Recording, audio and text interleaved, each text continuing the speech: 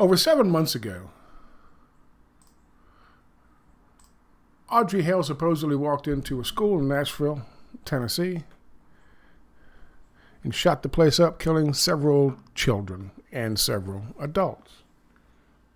The manifesto was quickly discovered, and it has been held secret. No one could see it for 7 months until 10 a.m., November the 6th, 2023. 10 a.m. Mountain Time or Central Time.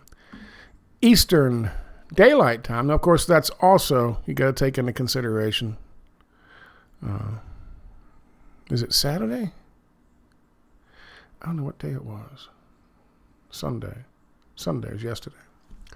So, the clock switching back, going back, doesn't factor in. That was Central Time, 10 a.m., November the 6th, 2023.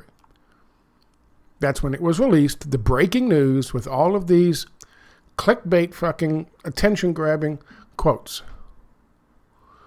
Released by Steven Crowder.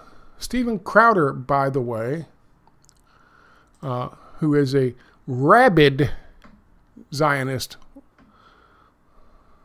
who is obviously constantly shilling for Israel. Here's an article in which a tweet that he put up on October the 11th. Hamas indiscriminately rapes, pillages, and decapitates its way through Israeli villages. IDF responds with full force after warning Gazas to evacuate. These are not morally equivalent. How would you have had the IDF respond? Do tell. So Steven Crowder is clearly on the side of glorious IDF, the most moral army in the world. And right at 11 a.m. on November the 6th, 2023, he released that 7-month-old manifesto out of nowhere. On the very same day, at 12:48 Eastern Time, the very same day, there is a massive leak that is published for the first time by Politico. Of course, the story is overshadowed by all the talk of the manifesto that has been sitting around. Nobody has seen it. Nobody has heard it. It was silent for 7 months. Secret. Until it was suddenly given to fucking Steven Crowder, and Steven Crowder rushed it out there and posted it up there an hour before this thing comes out at Politico to grab up all the fucking press attention it can, so that this goes hardly unnoticed, hardly noticed. Let me read a little bit of this for you. By the way, Steven Crowder's bullshit about beheadings and rapes and all the fucking civilians that Hamas killed, well, turns out the Israeli army did that. Most of it. The number is actually 900, not 1,400, of people killed on the 7th. And of the 900, a little over half were IDF soldiers, which means now we're talking about 450 or less than 450 supposed Israeli civilians. However, there were also a number of fucking settlers and settler types who were well armed and militia groups who ended up being killed. And it's simple to find out. Just go look for the list of names that the IDF themselves and Israel themselves have released. And you'll find little backstories on them and their affiliations. Several of them, many of them, were not just random fucking civilians. This is one location talking about it. Here's another. This is October 7th testimony reveals Israel's military shelling Israeli civilians with tanks and missiles. This is over and over again you see this. And I'll post the links to these down below so you can see them too. Zionist Crowder would have you ignore that and pretend like these don't exist. But these are statements from Israel's own military and articles from inside Israel, like Karatz and Times of Israel. And they are well documented. Fact is, it's entirely possible that the IDF killed more Israeli civilians than Hamas did. But aside from that, let's go with this now. Now that's the lies that he's pushing. That's covering some of the fucking lies that Steven Crowder's pushing. Let's talk about what Steven Crowder did with this fake manifesto framing up the patsy for the Nashville shooting. By the way, all of you guys who think it's great because she's transgender, so therefore it must be real, you can keep telling yourself that as they take your Second Amendment rights based on this bullshit and this fake manifesto. Congratulations. They got you supporting their bullshit fucking grabbing the guns agenda. Congratulations. U.S. diplomats slam Israel policy in leaked memo. This was leaked and this was published. And Politico is a big organization. A lot of people inside Politico, a lot of publishers and editors. People working together with this Nahal Tuzi, who wrote this, to get this thing out there. They knew exactly what time it was going to be published. And somebody inside Politico obviously contacted one of their handlers. Either they are fucking mockingbirds and the handler was the CIA, or they are apologists and collaborators with Israel, the Zionists, the Likud party, and the IDF. And they contacted someone there who, by the way, if you recall, another manifesto was leaked. This one written on October 13th, 2023 by the Intelligence Ministry of Israel. It's not in question. It is actually legitimate. It has been reported on multiple times.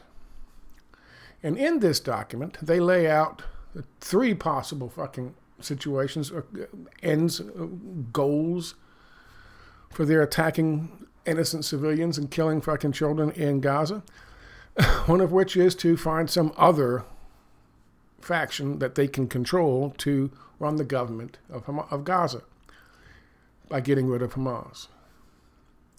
The second option, slightly better for them, is to bring in the Palestinian Authority, who is, by the way, infused with the IDF, Mossad, and Likud, and they are on the take. They are owned and operated and controlled by the IDF in Israel.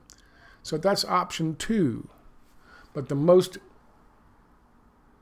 sought after option, option 3, is to wipe all the fucking Palestinians off of Gaza and take over Gaza and just make it a part of Israel, to erase the last free part of fucking Palestine that exists.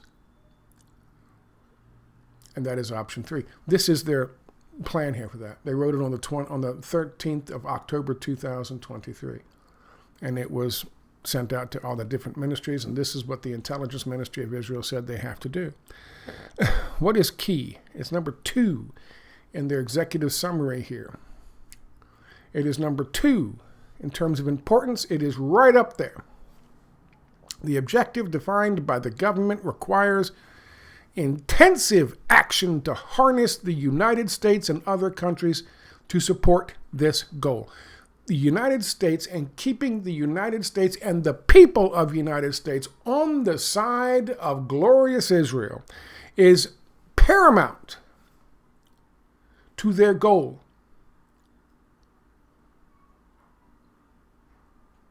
So, of course, when a story comes out and is being published in a leading journal like Politico that shows the State Department inside the United States is quietly suggesting that the United States pull back and instead publicly tell Israel they need to stop and reach a ceasefire agreement and stop their stated goal, which is taking all of fucking Gaza.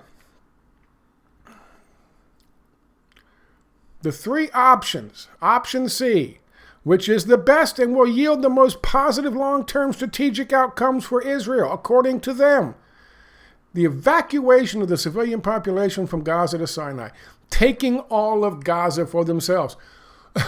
State Department, mid-level and low-level State Department employees got together. This is one of many memos they have written like this, and somebody inside leaked it to put pressure on the Biden administration to do the exact same thing, to say, you know what, publicly, we can't keep supporting this fucking vicious goddamn Likud party agenda to do what? That's right. Drive the entire civilian population from Gaza so they can steal the fucking land.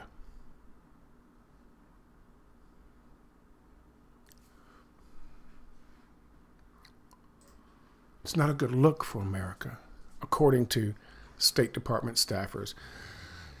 State Department staffers offer a blistering critique of the Biden administration's handling of the Israel-Hamas war, not a war, and a dissent memo obtained by Politico arguing that, among other things, the U.S. should be willing to publicly criticize the Israelis. Oh, dear God, no.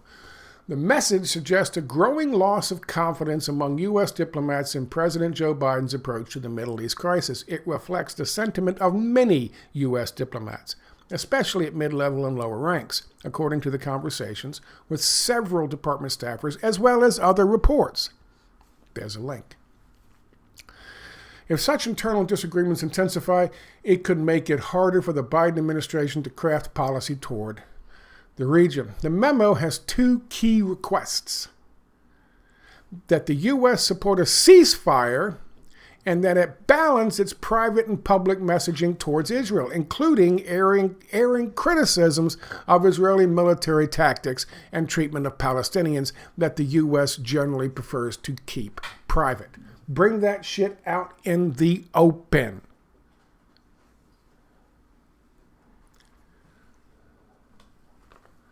Do you understand why now Steven Crowder just... Isn't it a coincidence that Steven Crowder comes out with this bombshell? Oh, she was talking about crackers. And today's the day to die. Me. Stupid, obvious, fake bullshit that even the police department there won't fucking say is legitimate. Even the FBI won't say is legitimate. Steven Crowder comes rushing this out. A leak. Look at this. Look over here. Don't look at Politico. Stop looking over there. Look over here. Steven Crowder comes out with that. A Zionist. When someone tipped off either a Mockingbird CIA asset in Politico or somebody working for fucking Hasbro tipped off Israel that this was going to come out, they got desperate. Why did they get desperate? Let me show you once again. In case there's any question. The objective defined by the government requires intensive action to harness the United States, like we're pack mules. To harness the United States and other countries to support this goal. Well, guess what, boys and girls? This leak, this story shows the harnesses are being broken.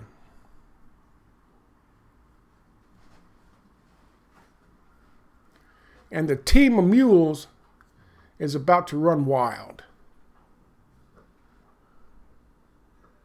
The gap between America's public and private messaging contributes to regional public perceptions that the United States is a biased and dishonest actor, which at best does not advance and at worst harms U.S. interest worldwide, the document states. Oh my goodness.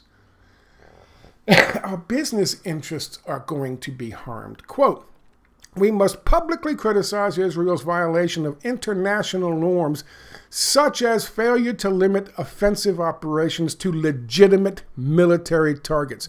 Let me stop for a second. They'll blow up their own goddamn civilians. Why won't they blow up Palestinian civilians? They don't give a fuck. I'm sorry.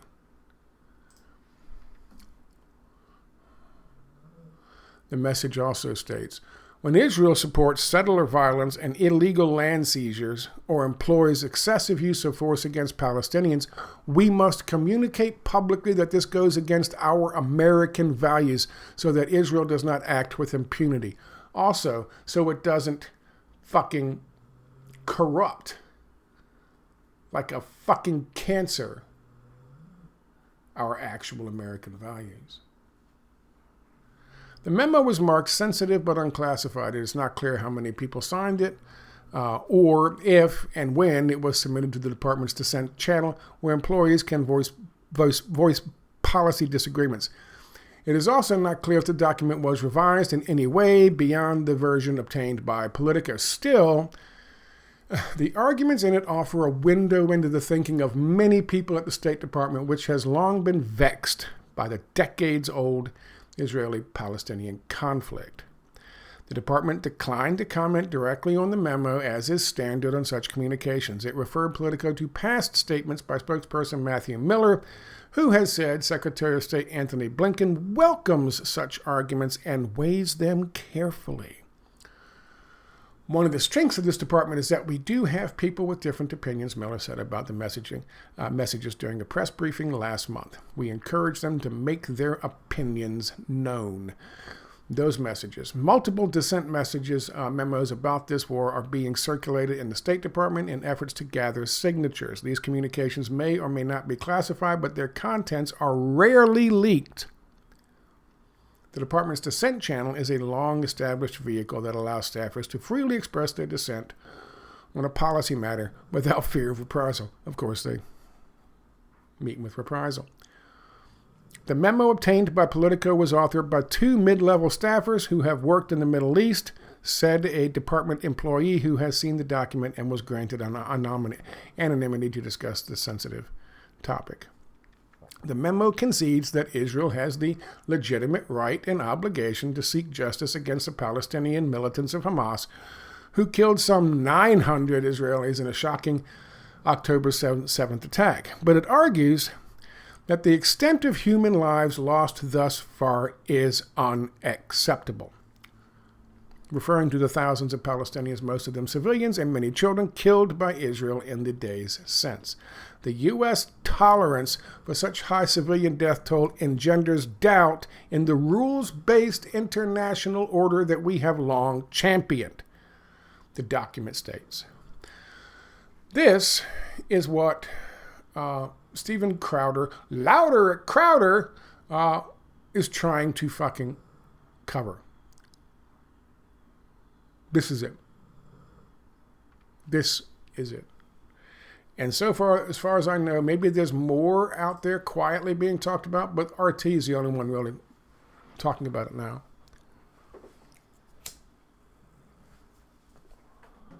It is critical.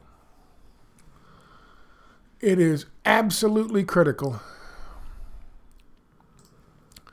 that they maintain at least the appearance of support by the Biden administration, the State Department, the military, all of it, no matter how many babies they kill and blow up. Remember, this is not just Benjamin Netanyahu. I showed you in the previous video where it's widely known in Israel. Bibi Netanyahu is doing this because he knows as soon as there's a fucking calm, as soon as there's a ceasefire, he's going to be gone. He's going to be gone for the crimes he committed before this whole thing happened that are still being fucking prosecuted. He's going to be gone for the fact that they were asleep at the fucking switch, like the captain of the fucking Valdez. They were drunk and asleep at the switch and underestimated the enemy on the other side of the fucking fence on October the 7th. And all of the fucking lies they were told, and all of the Israelis who were killed by other Israelis under his watch and under the watch of his Zionist Minister of Defense. His rabid fucking Zionist Minister of Defense. The Likud party knows that once Bibi is gone, they're also gone. There's going to be a swing of that pendulum. It happens. It's natural. This is doing damage to Israel internationally. This is doing damage to their reputation. This is doing damage to their credibility. This is doing damage to their business interests. And in Israel, people are going to expect there to be accountability for this, for all of the things I just described to you. 100%. Bibi knows, and I'm not the first one to say this, but I have been saying it for several weeks now. Bibi knows once this ends, he's gone. And it's not going to continue. They say they're surrounded, or they're in the process of surrounding Gaza City. And they're going to try to take Gaza City. There's 300,000 people still in Gaza City. And that's the IDF's low estimate, which means there's probably 500,000. And these are people who are not going to leave. These are their homes. They're not going to hand them over to some fucking 19-year-old punk-ass kid, conscript, who's just there because he has to for a year. I'm not going to hand it over to some punk-ass kid. Here's the keys to my home that I've built from scratch, living in the world's largest fucking open-air prison for 40-some years. Here's all my pictures of my family and my fucking kids' toys. I'm going to take my shit down to a tent someplace. You go ahead and take your 19-year-old ass up there and claim it as yours. They're not going to fucking do that. Ever. And everybody in the world knows that. This is going to be over. It's going to be over soon. And so is Bibi Netanyahu's career. But Steven Crowder and folks like Robert F. Kennedy Jr. and, of course, Bernie Sanders, they're all on board trying their fucking level best to protect the psychopath who is Bibi Netanyahu, Benjamin Netanyahu. Congratulations. I hope all three of them are exposed as the collaborators that they actually are, and they are treated like the Nazi collaborators of days gone by, because they deserve it.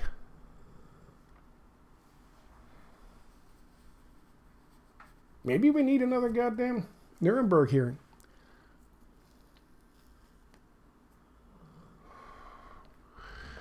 This stupid fucking fake manifesto from Audrey Hale, supposedly. It was obviously brought out because someone contacted their fucking asset in Steven Crowder and said, "Go!" And he whipped out those stupid photos immediately and got as much attention as he could off of it, because their other Mockingbird assets and other fucking outlets were also told, "Look, Steven Crowder, tell that story. Make it loud." And why? Because the minute support is done in the United States is the same minute that ends, and the same minute Bibi Netanyahu has to go to fucking jail and is removed from office, and the same minute all of those fucking Likud party fascist fucking Nazis are also gone and done. So, with this big story coming out of Politico, I think Steven Crowder was given the go to drop this particular story to suck all the fucking air out of the fucking room in terms of the news cycle. That's my guess. Otherwise, it's just a coincidence that sat around for 7 months waiting for this particular fucking moment.